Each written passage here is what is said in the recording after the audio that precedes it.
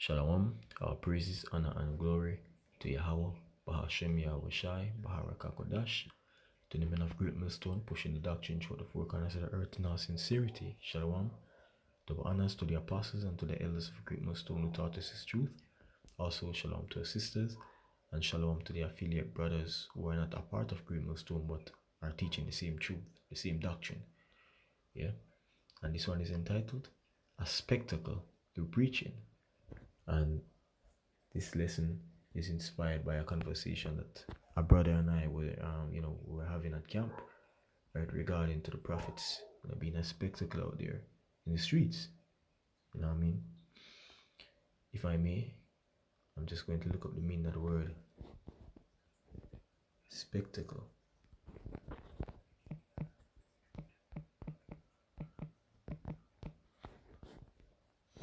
All right, and it says here spectacle, and the more suitable definition prior to the topic would be number 2, an embarrassing or unedifying scene or situation, right? Because that's how they really see us out there. You understand? Because you see, the thing is, if we preached as how men wanted us to preach, we would have, thousands of followers. Like the false Christianity religion, they have millions of followers. If we were teaching that doctrine, we would have, millions of followers. But the straight gate is narrow, right? So at the end of the day, we have to remember that, and remember also that not a lot of persons will be saved. It's only a small remnant among our people, the Israelites, which the so-called Negroes, Latinos, Hispanics, and Native Americans, we are the real Israelites. Only a small remnant among us will be saved. So we have to remember that as well. Right? So in a negative sense, these people have us as a spectacle, because to many people, whenever we go out there and prophesy, we wear garments, and we're speaking loudly and boldly, declaring scriptures, and bringing out edification, right? To them, we are a freak show to behold. You know what I mean? But that's okay. That's the way they think. You understand? Because they don't see the prophets as anything really, right? Nothing more than a spectacle, something to laugh at, something to be entertained by, right? While many of them really don't like the prophets at the end of the day. All right, so let's kick it off with 1 Corinthians, the 4th chapter, and the point is in verse 9, and I'm gonna read verse 8, and it says, "Now ye are full, now ye are rich, ye have reigned as kings without us.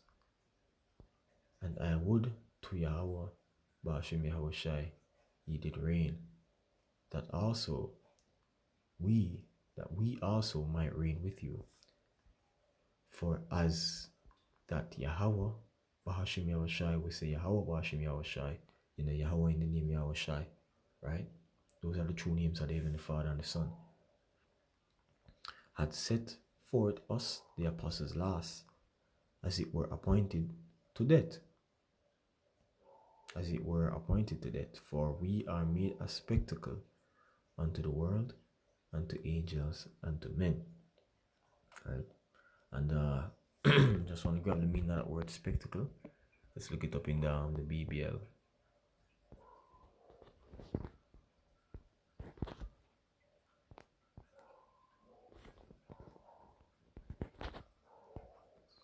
First Corinthians 4.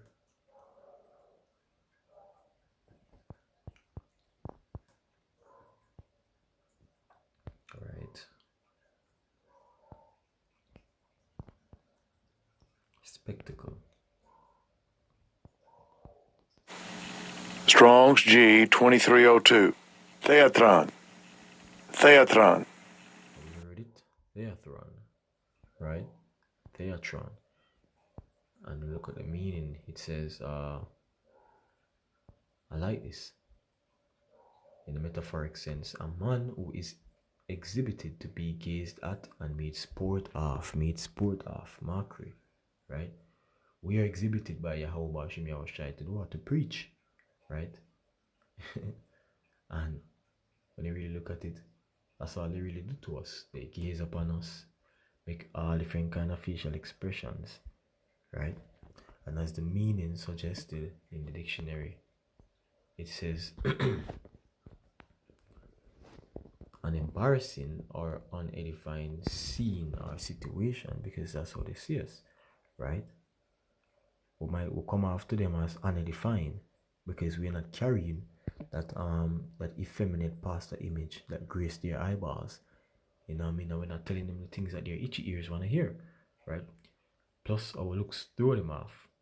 You understand? They look as they look at us as if they're looking at some scarecrows. You know what I mean? But then at the end of the day, when you read Mark, the first chapter, it gives like a description of how John the Baptist looked, right? Let's just get it.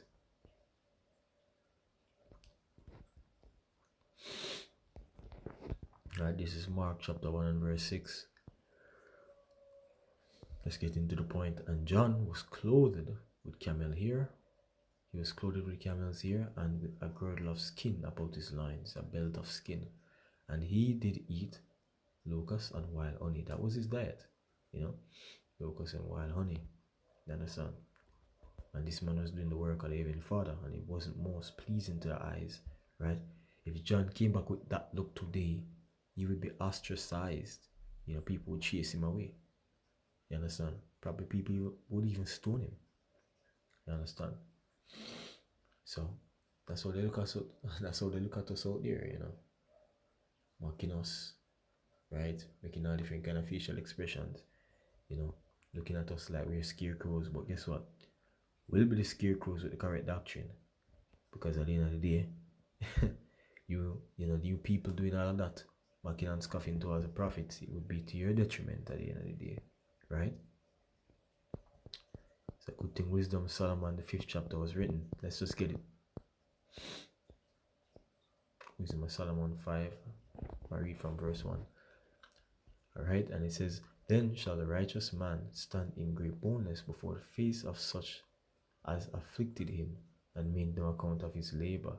Yeah, the physical afflicting coming up, you know, the persecution, you know, when we're getting man and goodbye soldiers, you know, thrown in jail and all of that. And also mental afflicting us, you know, mentally afflicting. You understand? The harsh words, the mean words that they say, you know. Go get a woman. Every time these guys out here, we're tired of seeing you guys, you know. Stop preaching madness, stop wearing dresses, yeah. The garments as well. That's Israel for you. But let's read on.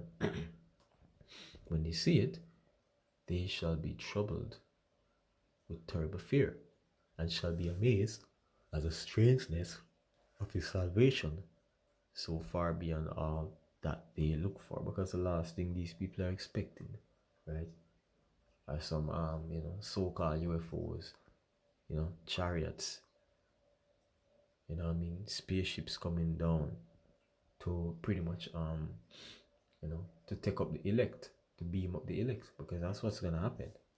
You understand?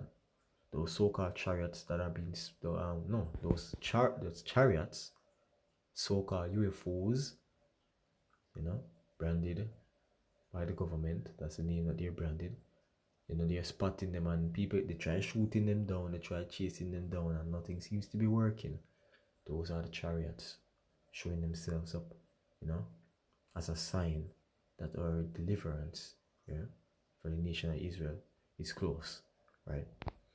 Yeah, man.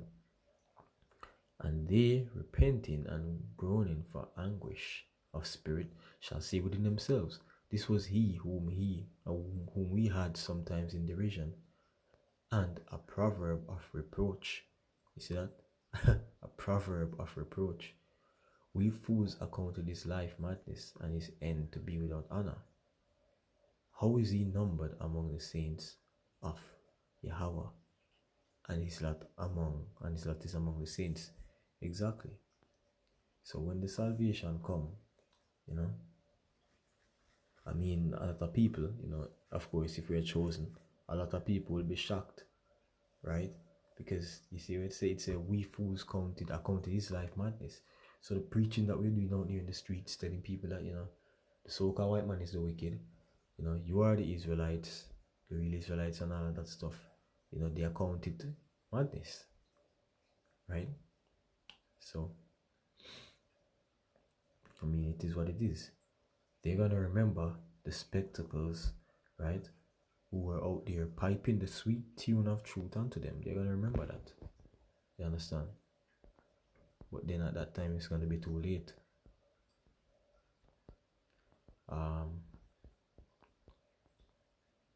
Next precept.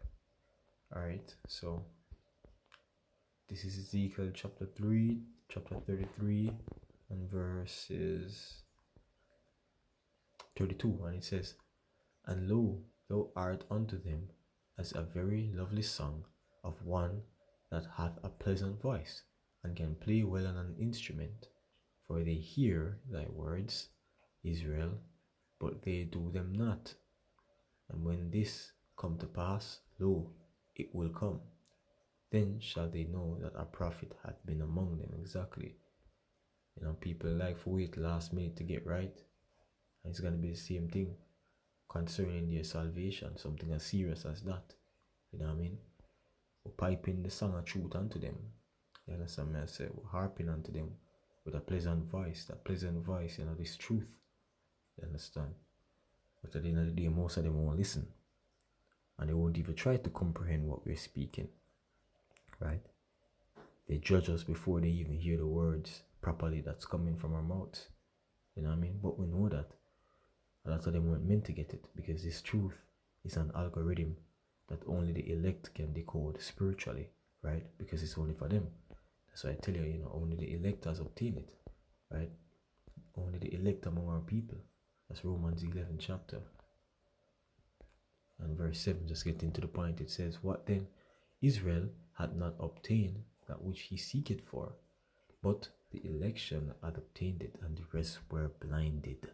The rest will be sealed unto destruction. A lot of them are going to die during Jacob's trouble, right? And the rest of them will be reserved to die during World War III, or simply when the angels come and decide to just, after the angels rapture, I don't want to use that word, right? When the angels take up, beam up the elect, they'll be putting the rest of the house of Israel to death, on the judgment, because they can't inherit the kingdom in sinful flesh, right? Who never repent and was destined to be saved will be destroyed. That's the fate of the Israelites. You understand? So, I mean, through the foolishness of preaching, you understand, right? They see us as a spectacle out there when we're preaching. So at the end of the day, they can't keep it up. All of the bywords, the insults, the mocking, because they themselves are gonna become a spectacle during the time of Jacob's trouble. What people call the tribulation, the great tribulation. The Bible calls it Jacob's trouble. They're gonna become a spectacle during that time, when the rib cages are printing out because they can't eat, or they're also gonna be a spectacle when they're being roasted to be cannibalized, during the famine, yeah. And a spectacle these wicked women will be, provocative, proud, wicked women, You'll be a spectacle when these guys drag you into places and ravish you, these sick perverts that will be let loose, during the time of Jacob's trouble. You understand me? I say, when all hell break loose and there's no order in society, and people begin to, raid houses and take what they want, yeah man, the vagina is going to be up for grabs as well, right? And that's a lot of you are going to look like a spectacle when these men are finished with you. You understand? Because the Lord will allow this, to your judgment, because you people are wicked, you women are wicked, right? And you men among our people are wicked as well. You understand? But at the end of the day, the prophets will just be a spectacle to you people, because you refuse truth. And let the will of the Lord be done. So that's it. Lord willing, this is what they define through the spirit and power of Yahweh Bashim Yahweh Shai, to whom all praises are due. Shalom.